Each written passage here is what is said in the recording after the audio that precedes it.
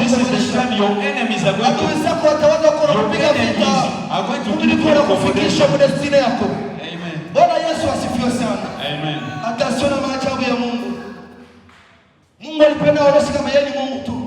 God is God, is powerful. You are trying to kill Moses. You are the same people who are going to kill him.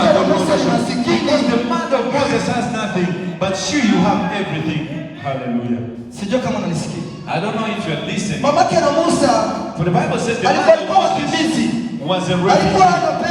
She didn't have money to grow up Moses.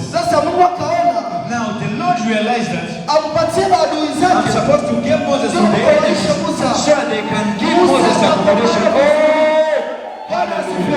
Amen. The battles that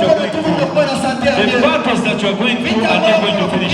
The problems that you're facing are going to make God to remember you and work for you. Amen. When they saw Joseph, amen. When the brothers saw Joseph, the Bible says they planned how to kill him. They said, the dreamer is coming. It is the right time to finish. They planned to kill him.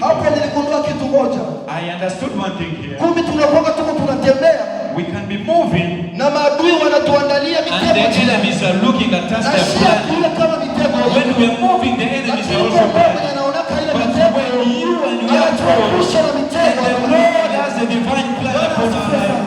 Hey, Joseph did not know that we were planning to kill him.